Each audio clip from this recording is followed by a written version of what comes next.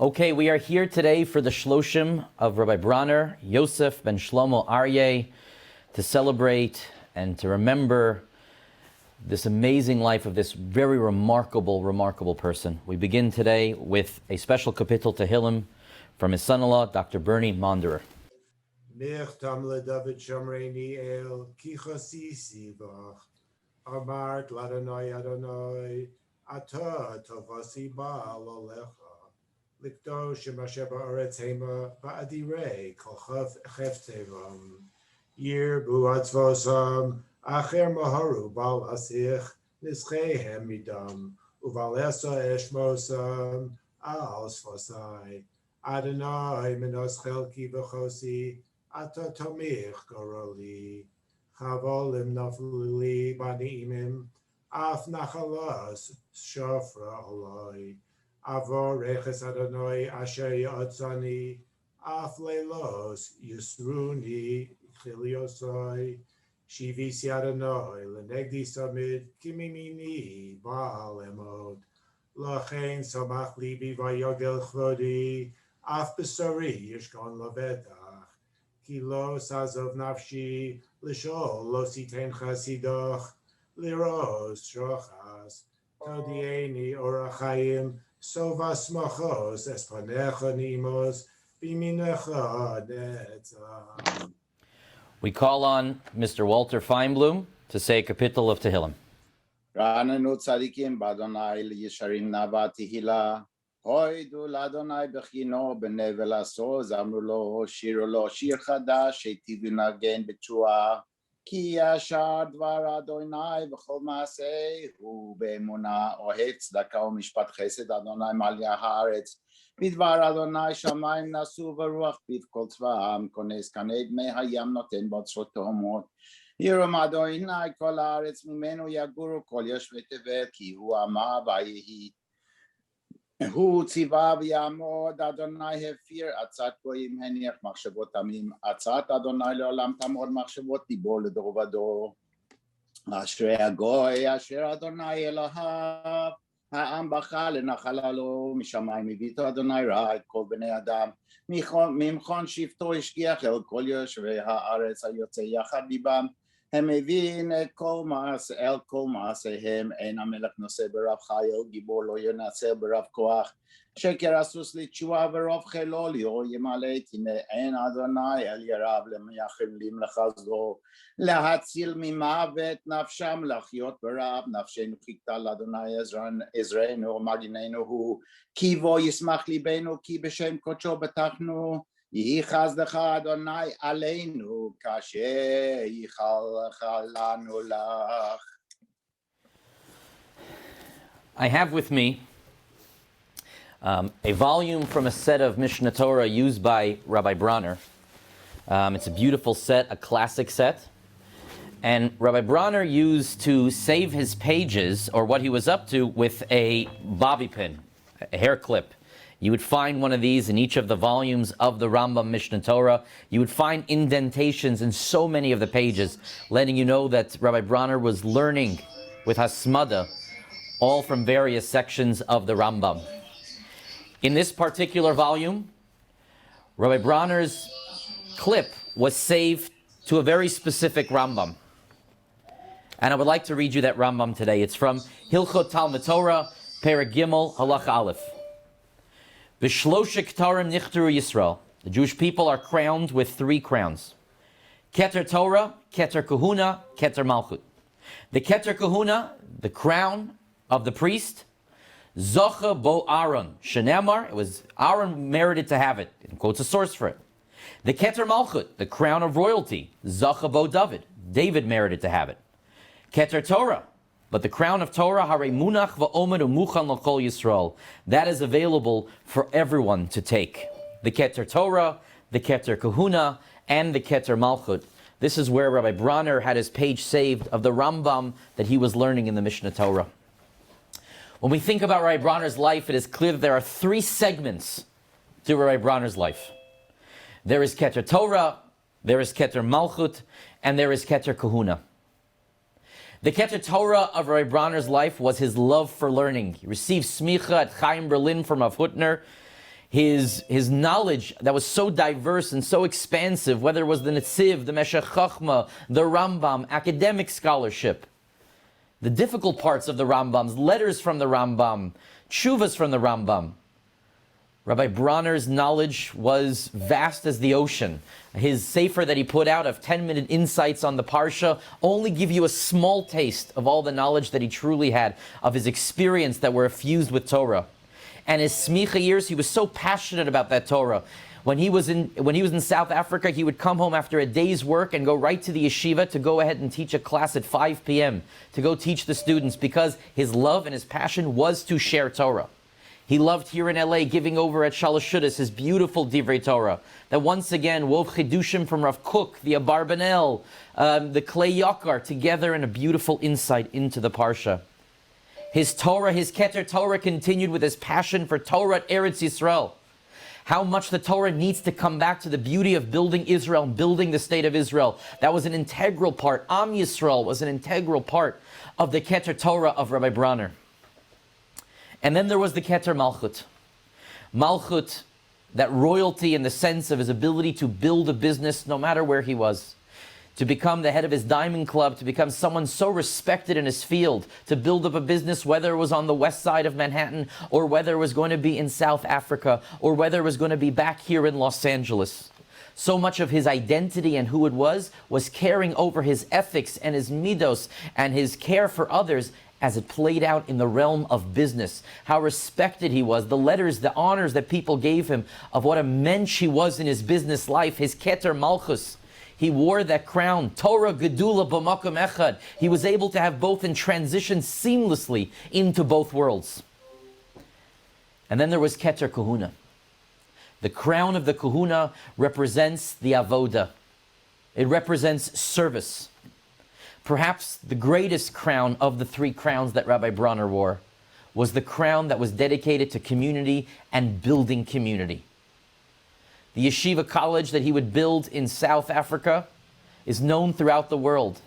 It's one of the biggest institutions of Jewish learning in the entire world, with over 900 students. And that's to Rabbi and Dr. Bronner's credit. Building communities, whether carrying it over here to Los Angeles, whether it's building through financial support or whether it's building through Torah, through Midas, through scholarship. And part of the Keter Kahuna, part of that Avoda, part of that building community that was very important to Rabbi Bronner was the building of his own family. Your family are the examples of what you represent. They represent your midos, your care, what you stand for in your life. You want to understand what a person lived about, what were his values, what he truly put first and foremost? You look at his children, you look at his grandchildren, you look at his great-grandchildren, across the board. Each making a difference in their own communities, whether here in the West Coast, whether on the East Coast of America, whether in Israel, England, wherever it is. His children, his grandchildren, his great-grandchildren are making a difference in the world, in professional life, in Torah life, in Keter Torah, in Keter Malchus, in Keter Kahuna. These 3 crowns, the Rambam's page that Rabbi Bronner himself saved, represented all the parts of his personality and who he was. But I want to share with you one more insight about Rabbi Bronner. You see, I said he got smicha from Rav Hutner, and that's very important to know. Because I could sit here today and tell you about these 3 crowns, and you could see them as sort of a man who had fragments of his life, 3 separate worlds. He had a world that was dedicated to community, probably spent many late hours in the service of his community. And separate that from a world of a man who just wanted to open a Rambam, wanted to open an Netziv, wanted to sit with an Emek Dover and spend hours on it and understand it and analyze it and prepare drushes, not because of what was going to be delivered, but because he truly loved learning. And then there's the 3rd segment, which was the time he gave to his family. And there's 3 segments of his life. But I share with you a teaching from Rav Hutner. And if this is a teaching from Rav Hutner, then I'm sure this is how Rabbi Bronner lived. Rav Hutner writes, when a person came to him and says, I have to leave the world of yeshiva, now I have to go into the world of business, how am I going to live this kind of lifestyle? I've been so used to a world of learning, and now I'm leaving that world behind. And Rav Hutner said, Ki ma'olam lo hayiti maskim b'shum ofen l'double life. If I thought you were going to have to live 2 separate lives, a life of Torah and a life of business, I never would have agreed. Someone who has an apartment with 2 rooms in it, you don't have a double life. You have a broad life. It's one life. It's a broad life. Rabbi Bronner lived a magnificent life, and not with separate sections and fragments within it, but they were all one broad life. It was the Keter Kahuna, it was the Keter Torah, and it was the Keter Malchus. For Rabbi Bronner, they were one crown. They were one crown, and they all spilled into each other. A love for community, a love for Torah, and the ability to take those lessons and those values out into the business so he could better support the world and family and those around him. When Rav Hutner spoke about this broad life, I wonder if the person in his tshuva, I wonder if this anonymous person in the tshuva may have been Rabbi Bronner, because he surely lived a broad life as great as one could ever imagine. We now turn to call up members of the family. I'd like to call up his daughter, Mrs. Esti Feinblum, to share a few words. Dearest Dad, your life has been a long and interesting journey. You were blessed with Arichat Yamim and achieved much in your life. The name Yosef, whose root in Hebrew means he will add, and that you certainly did. You gave and contributed much to the world and left a lasting impression on the many people you inspired over the decades. Your life can be compared to the Katonet Pasim, the coat of many colors, which is also considered a symbol of leadership. You lived a very interesting life, as you relate to me with various stories. Born in 1923 to Berlin to Polish parents, Shlomo, Aryeh, and Hannah Bronner. There is a picture of you at 6 years old, which hangs in the Los Angeles Holocaust Museum from your first day of school, with your candy horn next to you, a custom in Berlin. I asked you what your family thought when they heard the infamous speech of Hitler in 1933. You told me the adults listened on the radio and declared, Meshugana, he will be gone in 6 months. But instead, your family fled Berlin after a German guard informed your farmer that the Gestapo was going to arrest him. The family fled to Belgium, where you studied in a yeshiva in Haida. This small yeshiva, though materially lacking, was for you a spiritual powerhouse, where you developed a love for Gemara and you learned to give tzedakah. Your parents would send you money every week, and the Rabbi convinced you to help the boys who were less fortunate. In 1940, when the Germans invaded Belgium, your family was forced to flee in a car to Bordeaux, southern France. By a small miracle, your family crossed into Spain as the border closed. With much pain and difficulty, you always said, Chazdei Hashem, that your family eventually reached Lisbon. You told many stories, but one stands out. Your father helped some of the refugees get visas, but they had to prove they could support themselves. He passed around $25,000. Each family would present this money to the Americans until they figured out it was the same money going around. The money never disappeared and was returned in full. Ultimately, the ambassador Sosa Mendes gave the visas in defiance of the US government. In 1941, you reached New York, where you studied at Chaim Berlin Yeshiva, Rif Smicha, from Harab Hagaon Rav Hutner Stahl, who had a great impact on your life.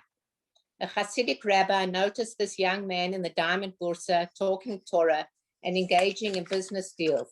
He knew this would be a good shidduch for his brainy and beautiful daughter. You married mom and a year later moved to Johannesburg. I think it was there that your leadership abilities really came to fruition. In business, you managed to acquire De Beers Diamond site, which is a great achievement, and later became the president of the Diamond Club of South Africa.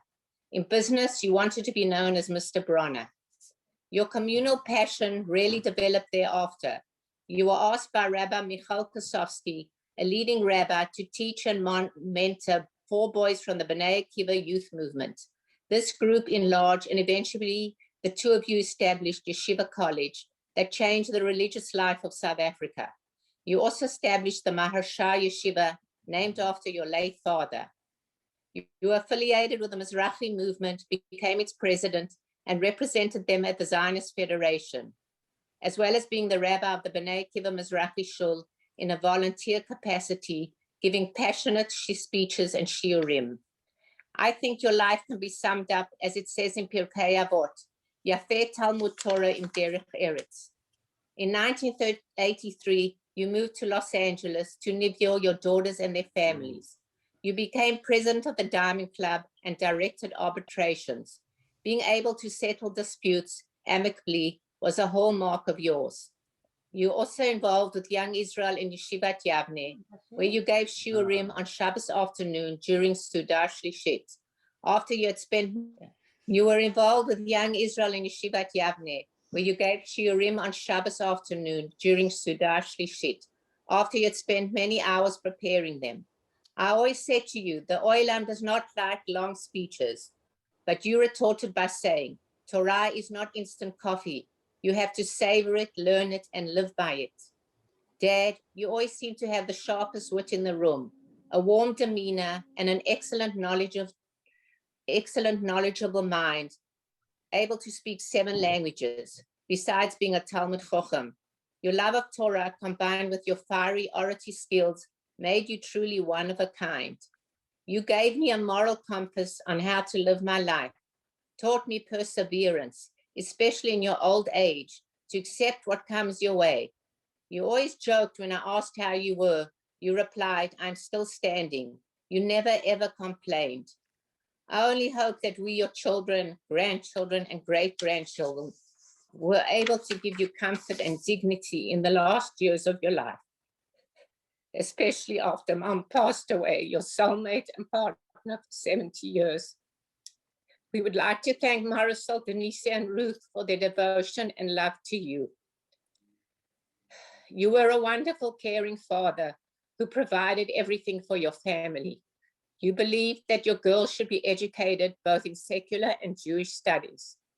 Even though you were the disciplinarian in your family, we always somehow got around you.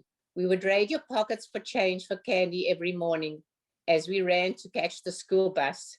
And every morning there was more to take. I think that was the soft side of you, the twinkle in your eyes that you always had.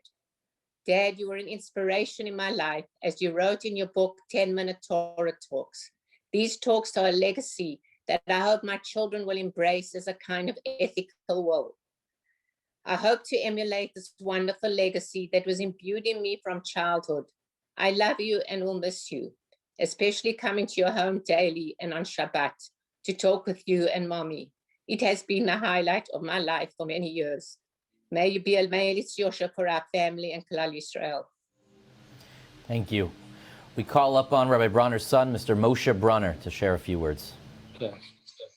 As we all zoom in tonight to commemorate the Shloshim of my dear father, Rabbi Joseph Bronner, and to celebrate his life and achievements, I would like to thank you all for taking the time to join with us in remembering such a great person. I would also like to thank Rabbi Arnon for hosting the Zoom and his kind words. My father lived a very long life, 97 and a half years. That is definitely Vayamot B'Seva Tova. He died at a ripe and good old age. It was a life that encompassed so much, so many different periods and decades, that it is easy to talk about so many different facets of various stages in his life. As is the custom in Israel, we have already put up the tombstone, and tomorrow we will go to Jerusalem to the Kever. On the tombstone we wrote, Ish Eshkolot, to which one of the meanings is Ish Shekulo Bo. In a free translation, that would mean a man whose personality and achievements were all-encompassing. He led a long and full life in many spheres. His personal life, his Torah life, and his business life. On a personal level, he was quick, witty, and very sharp. His sense of humor was always around, and he would retort with a sharp comment and a twinkle in his eyes. As he used to say, the Talmud, the Gemara, does not have much humor. But when he got to the age of 80, he did find one comment very humorous. Ben shmonim ligvurot, 80 years to strength. Well, hopefully many of us will get to understand that joke when we are 80. But he kept that strength well into his 90s. He was in his own way charming and entertaining. He had advice for so many people in so many different aspects of life, personal and business. I received calls, emails, and WhatsApps from so many of his students and friends who told me how my father helped them and in many cases changed their lives and how much they enjoyed talking to him. I spent many years learning with my father. Before the Steinsaltz and Schottenstein days, we would learn Gemara every day before work. He loved learning Gemara, and in the evening he would prepare the shiurim he would give during the week. This went on well into his 90s. I know that many of you have read his 10-minute Torah talks. In it, one can see that my father was a very original thinker. He was what we say in Gemara, Oker Harim. He had an analytical mind and was always trying to find a chidush in his learning. Life in the Bronner household from when I was very young was very exciting. Both my parents always discussing the various shiurim and lectures they were giving, arguing and explaining them. We, the children, had to listen and give our opinion. Many of you spent time in the Bronner homes in South Africa and Los Angeles all know the special relationship my parents had, especially my father's great sense of humor would take the edge off my mother. Those who did Seder Pesach with them always remember his joke about the Amsterdam Agada. In it, when it comes to Maror, there is an illustration of the man pointing to his wife. Every year, my father would teasingly say this, and my mother would get uptight. It was all part of the fun. This brings us to his Torah life. Tzadikim b'mitatam kruim chayim. Righteous people, after they die, are still considered alive. This means that people who have taught, educated, and influenced their students to follow the ways of Torah are considered to be alive through their teachings to the next generation. Thousands of young people have passed through the Yeshiva College, Bnei Akiva and Mizrahi over the last 70 years. Many of them will always remember Rabbi Bronner as the person who made a great impact on their lives and changed the course of their lives, their parents' lives, and of course the families that they have now built and continue in a Torah way of life. The shiurim on Shabbat after shul, the Rambam shiurim on Wednesday night, Rabbi of West Street Shul, making sure Bnei Akiva got their budgets in the Zionist Federation, are only a tip of the iceberg of the role my father played in South African Jewry. The crown jewel was, of course, the Yeshiva College, which today is a school of 1,000 students from a humble beginning of 4 or 5 students. He was always very proud that he was instrumental in building the school. He was 28 years old when he undertook that challenge. He taught in the school in the early years, managed the school as chairman of the board, bought the properties in Glen Hazel, which was in those days, as we say in South Africa, the Bundu, in America, the Sticks. Everyone at the time laughed at him. Today, of course, Glen Hazel is prime property and the most sought out area in the Jewish neighborhoods. In the 70s and 80s, he bankrolled the school when they ran out of funds and had to pay the teachers' salaries. He was driven. He loved teaching Torah to Am Yisrael and was always going on to convince our generation that we were living in historic times, Shivat Zion and Anchalta de Geula. In his business life, he ran a successful business both in South Africa and Los Angeles. He gave lots of young people jobs in the diamond industry and was always helping to make sure people had parnassah. He was well known all over the diamond world as he had been president of the diamond grocers both in South Africa and Los Angeles. He had also been a leading arbitrator in both places. People had confidence in his fairness and his way of solving the problems. My father is an inspiration to us all. His love of life and his dedication to his vision of the world as he saw it and imagined it will continue to guide our lives and our children's lives. May he be a Me'lis Yosher for all of us. Yehi Zichro Baruch. Thank you. We ask Rabbi Bronner's daughter, Mrs. Tammy Monder, to say a few words. Dear beloved Father, I want to say how privileged I was to be your daughter. You were always the epitome of strength to us all, and constantly with a smile on your face and a twinkle in your eye. You encouraged me to continue on with all my endeavors. My childhood memories were mostly of our interactions involving my studies. Once you came home after work, you first had to have your evening whiskey to relax, something to eat, and then it was on to homework. You worked with me patiently on my Limudei Kodesh until I mastered the material. I also recall seeing you and Mom spending your time learning, teaching, and busy with Jewish communal affairs. You both left an immense impact on South African Jewish life by helping create and nurture the Yeshiva College, Harashah School, and many, many more organizations. Many people would seek out your advice, and you always had time for them, for both personal and business problems. Okay, now. Once I moved to New York for my college education, I remember you coming to visit me on a number of occasions during the early years of my marriage. During one of our conversations, when I was already thinking about a career change, you convinced me to follow in your footsteps and go into the diamond business. I was ready to make that change because I saw how you were such an accomplished and successful businessman.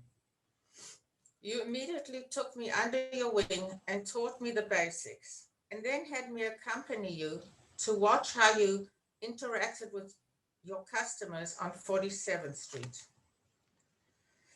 Years later, after I had moved to Los Angeles, you and Mom moved to LA to be with your daughters.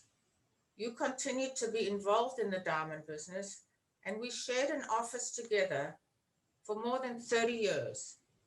I watched you interact with dealers and customers. Your conversations always involved humor, warmth, and of course, Divrei Torah. This is what fascinated them. This combination left your business associates with a sense of awe, seeing the breadth of your Jewish knowledge and your business acumen. We, your family, sorely miss you and Mom and think of you every day. Your legacy will live on. May your neshama have an aliyah, and as Mom wrote in her book, Journey to Heaven, may your souls connect in Olam Haba.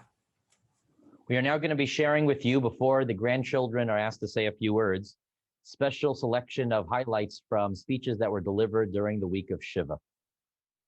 We had an opportunity for many years, even after the Kehillat Yavne years, he still would come occasionally for Shalashudis. He would come occasionally to speak by Rosh Chodesh Suda, and I would sit next to him. And over the years, sitting next to him, not only hearing what he had to say, but hearing what he had to say about the people who were speaking. And he had a lot to say, many times, and he would not necessarily agree every time when someone had something to say. He wouldn't agree with everything that I said either, and I didn't agree with everything that he said. But nevertheless, he still, I think, enjoyed speaking to me. Even if I disagreed, I probably disagreed less than his wife would disagree. So he felt comfortable speaking with me. And so let me share a number of things that we had spoken about that I recall. I'm sure if I would have jotted things down, I would remember more. We all know his love for Eretz Yisrael. He was a person who had an Eretz Yisrael, Am Yisrael, Teiras Yisrael.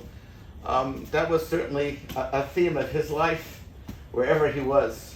We may have had disagreements or conversations about what the order Eretz Yisrael, Am Yisrael, Teres Yisrael, where the order, where you put each one in place, but we all agreed of the chashivas and the importance that he held in all of these three areas. Rabbi Yosef Bronner passed away on Pashas B'Shalach. Very interesting. The Pasuk in Pashas B'Shalach, Perek Yud Gimel, Pasuk Yotes, says, Va'ikach Moshe et atzmos Yosef imo, ki hashbeah ishbiah el bnei Yisrael. הפשט החסידי, הוא לקח את עצמות יוסף עמו, הוא לקח את עצמותו של יוסף. He took the essence of Yosef. Moshe needed a leader that could really teach him how to handle Am Yisrael. As Bronner on the Pasuk says here, when ויקח משה את עצמות יוסף, בהיותו אז נשיא לדור. Yosef was נשיא to the generation in Egypt. Our own Rabbi Yosef Bronner was a nasi to many dorot. First of all, he was in New York, where he was studying in Berlin, and then later on he moved to South Africa. He built a yeshiva college, and then he came to Los Angeles. In Los Angeles, he built a community. He was president of Mizrahi. He was Nasi Ledorot. He was Nasi Ledorot of the past and Nasi Ledorot of the future. His children are now also Nasi'im Ledorot, either in the school or in the shul. They're doing public work. They follow exactly the footstep of Rabbi Yosef Bronner. And the essence of Yosef is so that Moshe had to take him more than Avraham, more than Yitzchak, more than Yaakov. In Chazal, they considered Yosef also a forefather, an Av. Ad kedei kach, so much so that Moshe learned from Yosef what to do, how to handle Am Yisrael later on. And I am sure that we, all the people that really appreciated Rabbi Bronner in South Africa, in New York, in Israel, and in Los Angeles, will go and learn all his ways how to handle the community and build from here on. I grew up in a traditional South African family, but the Bronners were something that South Africa had never seen before. They were Torah aristocracy. The only people that were from in South Africa. I hope I'm not being recorded because I don't want to say this. Shmuley, it's not going public or anything. We're either rabbis or simple people, Ehrliche Yidden. There's no such thing as a successful frum Jew. Arrives this couple from America, and they changed the landscape. They transformed a society because they showed an entire Jewish community that you could be frum and successful, that you could learn and engage in the world. Frum meant Rachmanis to the average South African Jew, either a rabbi or Rachmanis, before the Bronners arrived. You know, every kid today dreams of being a disruptor and creating that startup that's the disruption. Airbnb disrupted the hospitality industry. Uber disrupted transportation. Well, the Bronners were the disruption to South African Jewry. And although most of you only met them here in the latter part of their lives, you have to know that they changed an entire country. Until they came, there was very rudimentary, elementary Jewish education. And Rabbi Bronner and Rebbetzin Bronner, Aleim HaShalom, created a new standard where Torah would become accessible while at the same time achieving great heights in secular studies. I am going to ask a few of the grandchildren to share a few words. Dr. Shoshana Mermelstein. Okay. Rabbi Yeshu was a rabbi, a leader, and a visionary. He was truly a unique individual in many ways who blazed his own path. He was a yeshiva bachar at his core, but he opened himself up to all the world had to teach him. He married a woman from a Satmar family, yet was an ardent Zionist. He received his smicha from Yeshiva Chai Berlin, but yet pushed Safta Lila to achieve the highest level of education. In this way, he taught me to stand up for what I believe in. He taught me never to accept the world as is, but to use my abilities to improve it. When he saw a need in the Jewish community, he did not wait for someone else to fulfill it, but stepped up to make an impact. In this way, he was a true trailblazer and served as a role model for all of us. He was at his core a Ben Torah. Torah was his true passion. My grandparents' house was always filled with the words of Torah. I remember countless Friday night meals at my grandparents' house with heated discussions about the Parsha. Judaism for my grandfather was not a leisure activity, but part of his essence, who he was. This set a tone for my family to always put Yiddishkeit at its center. Rabbi Yeshu was very proper, always dressed in his shirt and tie, but he was also very tender. He always greeted me with so much warmth and a big smile. His warmth, kind words, unfailing positive outlook, and unrelenting belief in his family were empowering. It is one of the great joys of my life that all three of my children will have some memories of their great-grandfather. Eitan will remember having listened to giant share Torah words. My girls will remember what it felt like to be hugged and held by someone for whom his family was everything. Zaba, I miss you already and feel blessed to have had you in my life. We ask Mrs. Ora Cohn to share with us a few words. Thanks everyone for joining. I'm going to read a letter, part of a letter that I wrote to my grandfather. Dearest Saba, it's been a month since you left this world and left a giant void in our hearts. The truth is, you've been absent from our lives for much longer, and you are sorely, sorely missed. Saba, you accomplished so much in your life. I'm inspired not only by what you have done in your life, but by the way you lived your life. Saba, you really were the patriarch of our family. I grew up with a deep sense of security, knowing that you would always be here to guide us and take care of us.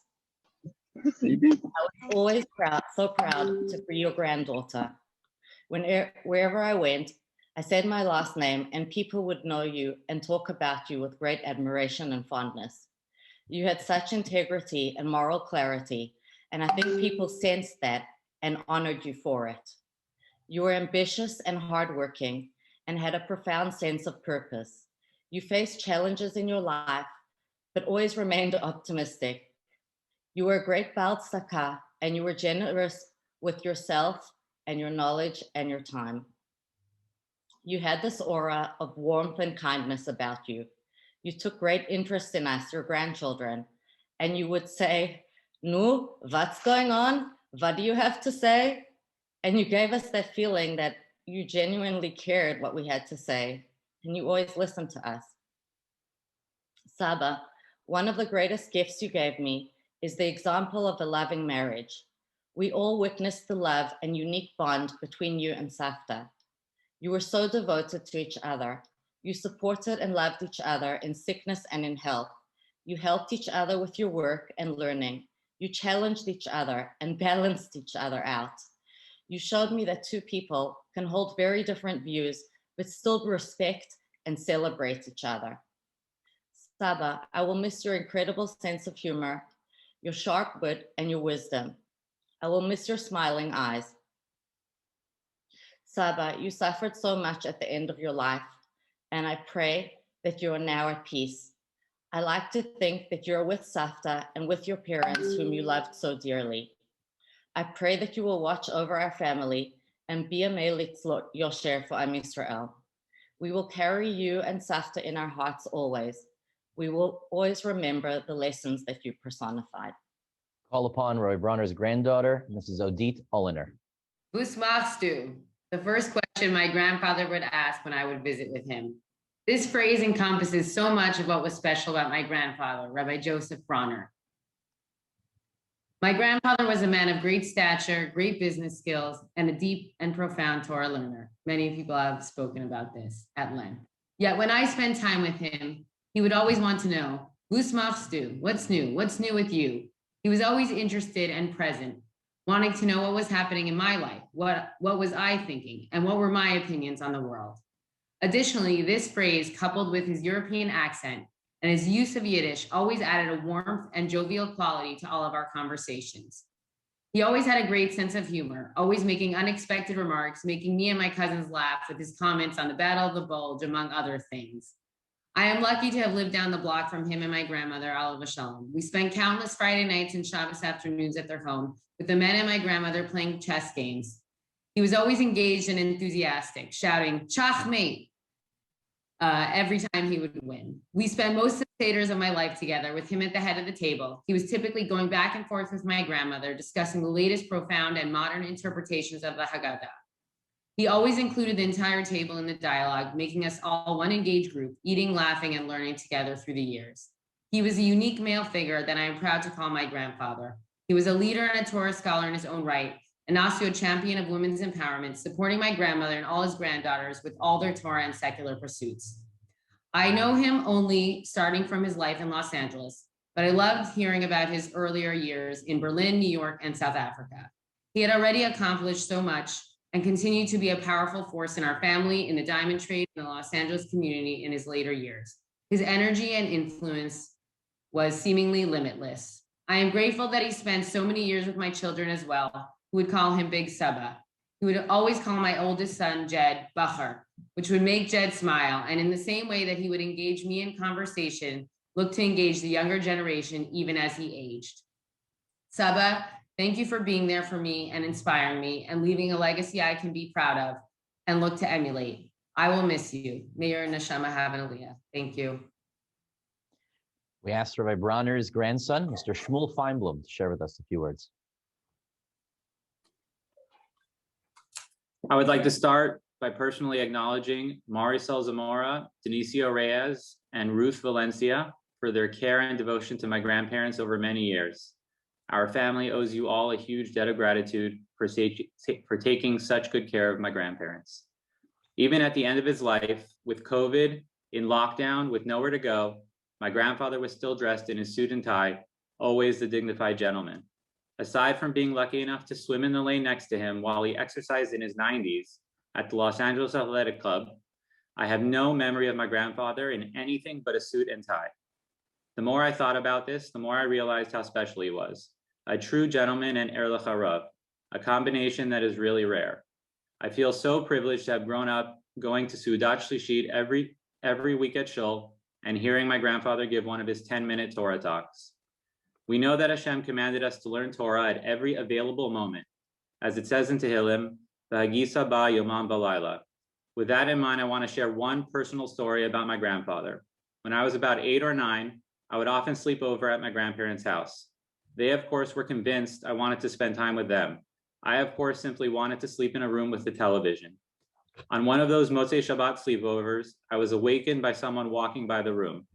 When I got out of bed and peeked into the hallway, I noticed my grandfather fully dressed. I followed him into the kitchen where he began eating his breakfast while studying a sefer of some kind. I said good morning and grabbed some cereal and ate breakfast next to him in a rush. I wanted to get back to my room and watch Sunday morning cartoons. I was not going to miss DuckTales. When I returned to the room and turned on the TV, every channel I switched to was snow, with that ominous sound emanating from the TV. Nothing was on, nothing. I was shocked.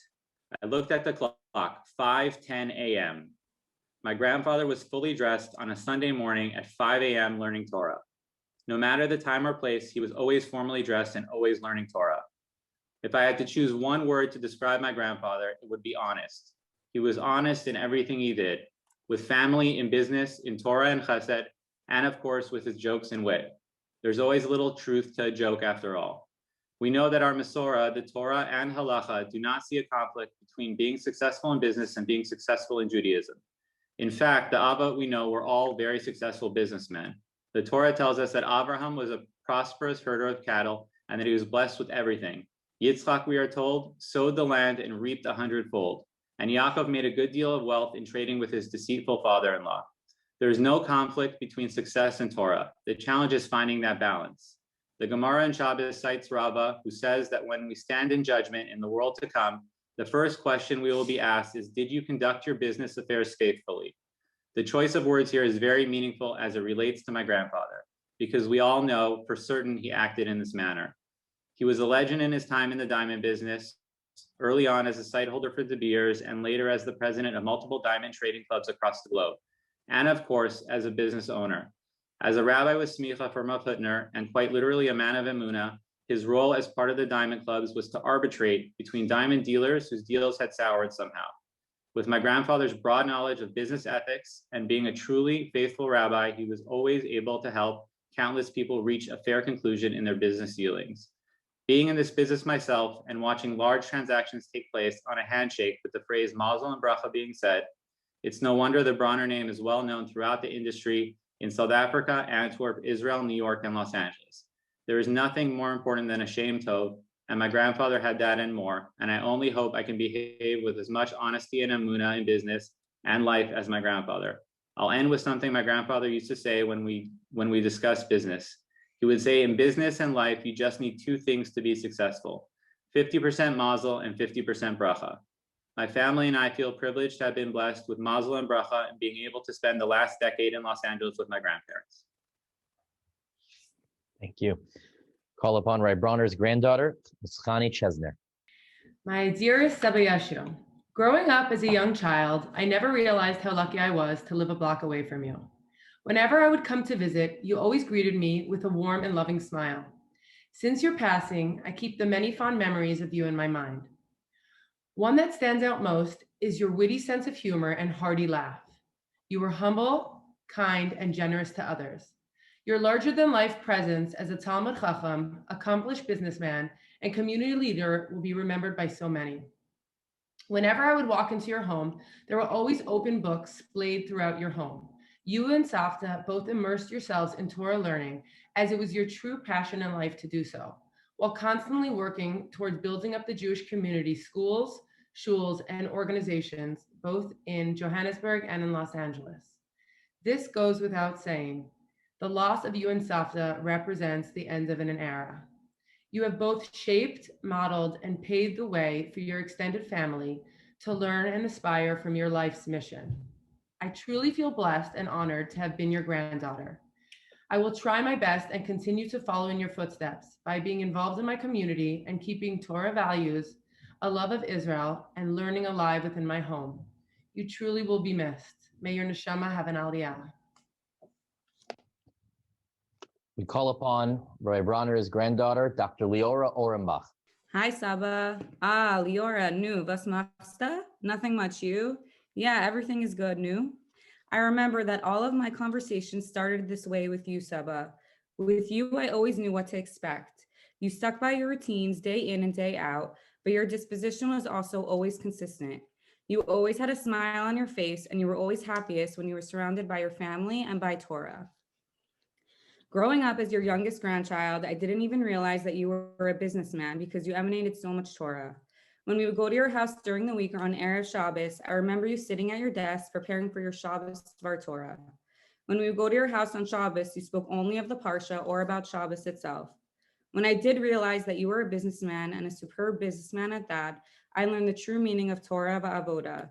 You set the prime example for your grandchildren as we all saw what it meant to live a life of Torah values, but to also have a career. Personally, I looked up to you growing up because I saw that a Jewish person could lead a life that was part of the modern world, but that was also infused in serving Hashem, helping his or her community, and remaining connected to Eretz Yisrael. More impressively, each community that you lived in, you made a lasting impact, making sure to build schools and strengthen shuls all around the world. In that respect as well, you served as a role model for me, and your commitment to your communities has left a lasting impression on me. I also always admired the love you had for Safta Lila.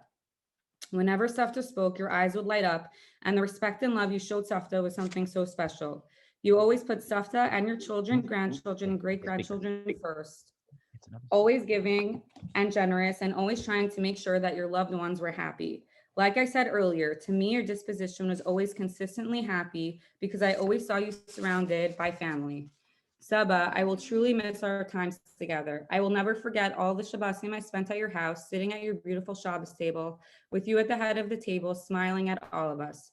Nor will I forget seeing you standing at the Bima in Yavna Shul on Rosh Hashanah announcing the shofar blasts, or how every Shabbos you spoke at Yavna Shul between Mincha and Mariv. And even though I usually didn't go hear your drashas, I definitely heard the longer version at the Shabbos table.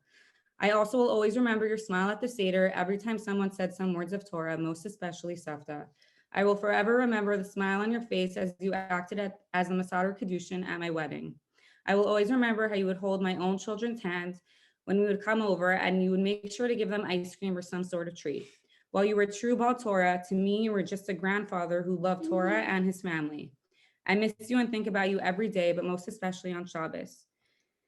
So Saba, if you're listening now, I'm sure our conversation would still go something like, hi Saba. Liora, v'smachsta. Nothing much, you? New, all is good. I am with my Lila now, and I get to learn Torah every day. There is no doubt in my mind that you are still smiling. Thank you. We will momentarily be sharing with you a video about the life of Rabbi Bronner and Dr. Bronner. But before that, we call upon Dr. Ari Mermelstein to make a siyum on behalf of Rabbi Bronner. I didn't know either of my own grandfathers, and it was really one of the great privileges of my life that I was able to marry into a family with someone as remarkable as Sabi Yeshu, as the patriarch of the family. It was one of the great joys of our trips to LA, whether it was during the summer or for Pesach, to share ideas about Torah, Judaism, the world, my own scholarship with both Sabi Yeshu and Safta. When I was learning the final Mishnah in Uktzin, the message really jumped off the page at me. So I think I'd like to just start by reading the last Mishnah. I think it conveys something very profound about Sabi Yeshu. Amar Rabbi Yoshua ben Levi, Asira Kadosh Baruch Hu lahanchil l'chol tzadik v'tzadik shlosh meos v'asara ulamos shne'amar lehanchil ohava yesh v'otzrosehem amalei. Rabbi Yoshua ben Levi says that God will one day bequeath to every tzaddik 310 worlds. I'm Rabbi Shimon ben Chalafta. Ein lach kli shehu machzik bracha el shalom shne'amar Hashem oz le'amo yitain Hashem yivarech esam v'shalom. Rabbi Shimon says that actually it's not 310 different olamos that Hashem bequeaths to the tzaddik. There is a kli that is machzik bracha. There is a kli that holds an overwhelming amount of bracha in it, and that kli is shalom. So whereas Rabbi Yeshua ben Levi focuses on the benefit that accrues to the tzaddik, Rabbi Shimon ben Chalafta instead focuses on the benefit that accrues to the entire world. The tzaddik's work accrues to the world in the form of shalom. Hashem oz le'amo yitain Hashem yivarech esam v'shalom, the Mefarshim on this Mishnah note, refers to Torah. Hashem oz le'amo yitain. This is the closing Mishnah of Shas, and it's the closing Mishnah of Seder Taros and of Maseches Uktzin. Maseches Uktzin was widely known in Chazal as one of the most challenging Masechtos. There's a story that's told about Rabbi Meir and Rabbi Nassan trying to trip up Rabbi Shimon ben Gamliel because the latter wasn't an expert in Maseches Uktzin. At the end of Maseches Uktzin and at the end of Maseches Kelim, at the end of Seder Taros, which begins with Maseches Kelim, Maseches Uktzin says that the person who studies Torah doesn't acquire worlds for himself. The person who studies Torah, who invests in the challenges of Torah, who studies Maseches Uktzin, who studies Seder Taros, the gift that he receives is not for himself. The gift that he receives is peace for the entire world. Sabi Yeshu was somebody who worked hard, who invested deep effort on behalf of the Jewish people, on behalf of Am Yisrael, and on behalf of Eretz Yisrael. He wasn't somebody who kept the Torah to himself. He was immensely talented, but he worked on behalf of communities all across the world, whether it was in Eretz Israel, South Africa, or North America. And he made the world a better place as a result. He was somebody who brought a kli machzik bracha of shalom wherever he lived. And he left the world a better place than the one that he found.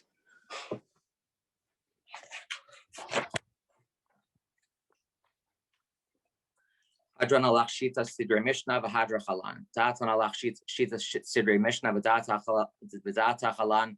La nis neshem inach shita sidrei mishnah v'latis neshem idan la ba'alma hadein v'la ba'alma da'aseh. Harav Nashem Elokeinu estivei Torah b'finu u'befifiot am chavis Yisrael v'niach ulanu anachnu v'tzetzainu v'tzetzeim chavis Yisrael kulanu yodei shemacha v'lamdei sarasecha l'shma me'oivai tzachakmeni mitzvasecha ki le'olam hili libi samim b'chukach l'man lo evosh.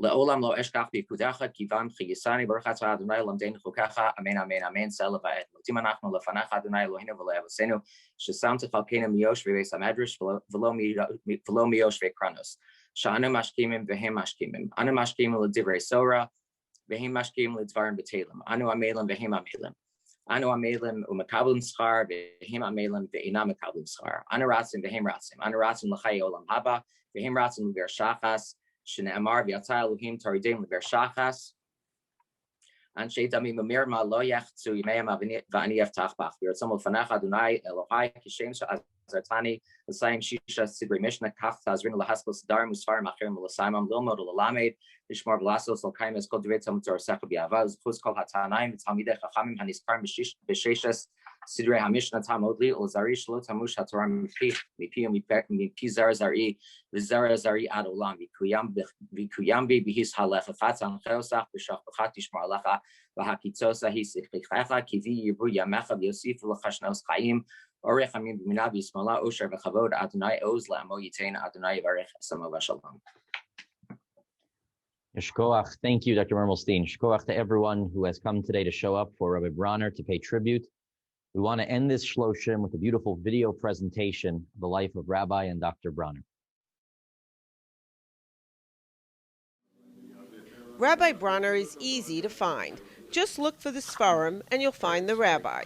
Whether at shul or at home, he is always learning or teaching. I spoke, but I wasn't allowed to speak more than 10 minutes.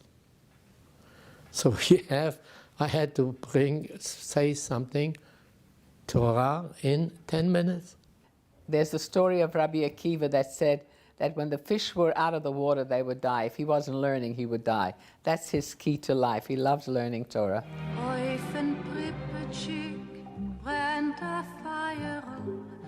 Rabbi Bronner began life in Berlin.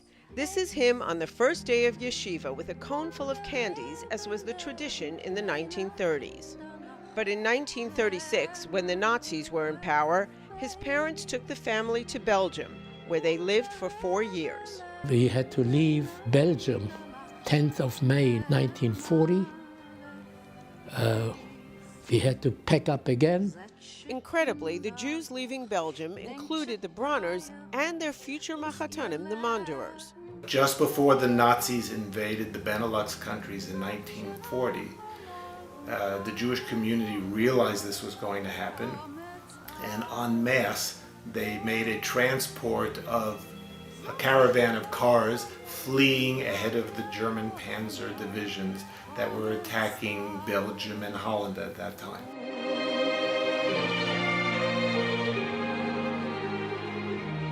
We all ate only sardines in milk for 6 days. And these highways were full of cars.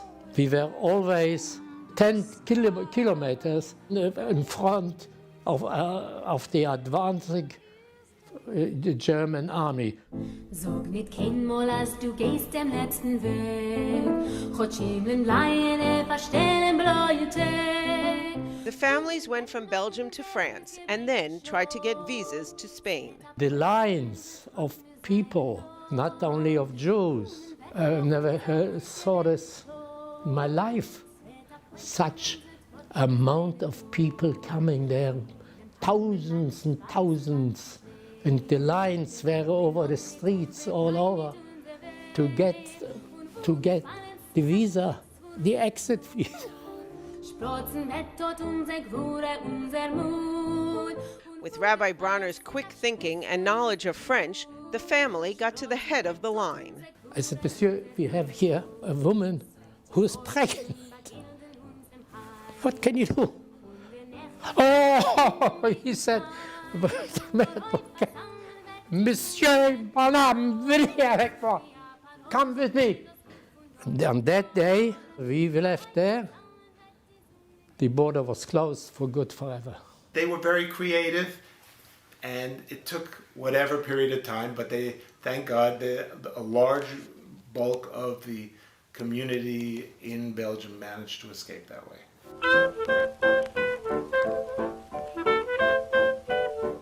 Rabbi and Dr. Bronner met and married in New York in 1949. I was again the youngest of all in the Diamond Club. And the people came over to me to read Nashidach. I would say I was a catch. I once went collecting for the Hatzolah for the people in Europe, and I went into his office. I didn't know who he was then, but later it came back that we argued and discussed the war, the Hatzolah. We always had similar ideas, but we also had different ideas. We're both strong personalities in our own right. We agree and disagree to agree. It was diamonds that took the young Bronners from New York to South Africa. We went for dinner and we stayed for 31 or 32 years. In South Africa, they brought up their 3 children, Temi, Moshe, and Esti, and instilled in them their love of Torah. He spent his life teaching Torah, firstly at the Yeshiva College, and all the years we grew up in South Africa, he was the rabbi of Bnei Akiva. What describes amply my father in one Mishnah in Pirkei Avot is Mishnah Bet Bet, Yafeh Talmud Torah im Derech Eretz. That was his motto throughout life, to have a worldly occupation, but also to be occupied with the study of Torah. My father was a very good educator, and my mom. There wasn't anything they wouldn't do or spend the amount of money that they would make sure that we had the best education, the best teachers, and the best help always. And even though diamonds are forever, their true legacy in South Africa was the yeshiva they built. The Yeshiva College of Johannesburg. You have David Ben Gurion addresses the school. The ikar is you got to have a good yeshiva.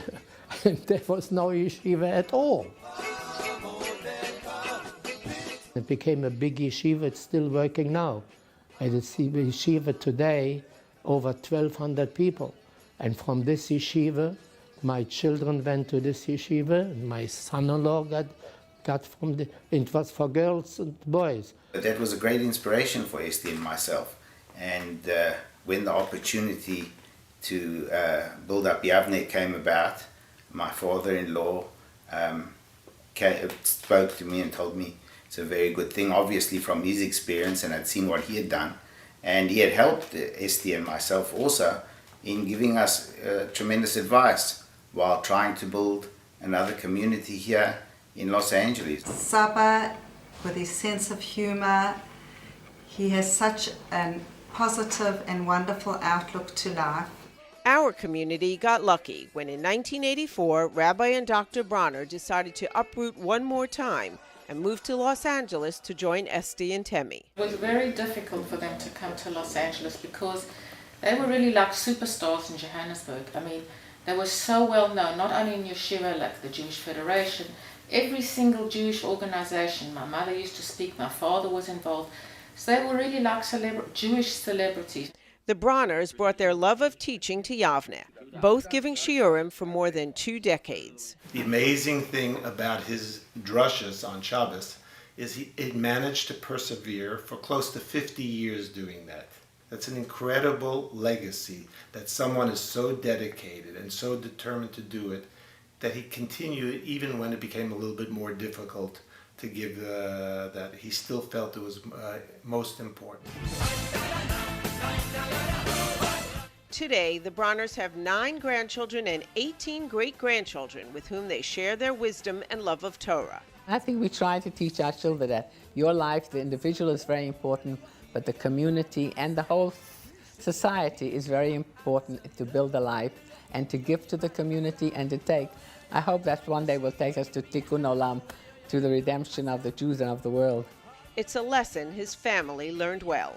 I think that's a great tribute to them, that they have built 2 tremendous communities, one in South Africa and one that we love over here. And it's great that the shul and the school, Yavne, has taken the time to really give him the recognition that he deserves, and my mother-in-law as well, for what they have done for the community. I think that's the main message, that you've got to be involved in learning, you've got to be involved in making a living, and you've got to be involved in the community to give over. You've got to, not for yourself, but for the good of the community. You've got to build institutions. Rabbi Hutner, he said the yeshiva, this is the key for community, for continuity for the Jewish people. You must have yeshivas. So I did my job there and here. That is my life. Okay, thank you, everyone. Thank you for coming to this beautiful Shloshim. Could I say the word? Hello? Hello, hello? Yes. Hello, Mr. Bronner. Up to the family. Are we opening it up? Yeah, I am a cousin, first cousin of Yoshu. I only met him a few times during his life, but I have a chance every week to read his book that he wrote about the Parsha. So every week I read the Parasha, and I remember him. So I wish him a good Aliyah, that the Neshama had a good Aliyah. Thank you. Amen. Amen. Beautiful. Yeshkoach. Thank you, everybody. Thank you, everybody. Thank you. Thank you for participating and honoring my father. Thank you, Rabbi Einhorn, Thank for you. taking care of My all honor. this. Thank you for asking me to host this. Thank you, everybody. Thank you, Rabbi Arnold. Thank you, Say Moshe. something, Shlomo? Can I say Yes. something? Oh. Lydia. Hi, Lydia. How are you? Hi. Since I'm the cousin here of Rabbi Einhorn too, and I don't know that Rabbi Einhorn knows that I know. Yoshu I know. was Of my, course. but Of course. Yoshu, Rabbi Bronner was my first cousin. That's right. And this, the book, but I don't have here the introduction. He dedicated it to me, saying that it was dedicated. I was his best loved cousin, first cousin. So I don't want to make anybody jealous, but I was his favorite cousin because he came to Paris when I was 9 years old, and we played chess together. And that was the beginning of a very, very nice relationship for the rest of our lives. And it allowed me to continue being involved with the entire family. And it was a beautiful tribute, very, very well deserved. Amen. Yes. Okay, Shkoach, thank you to everybody. Oh, yeah. Thank you.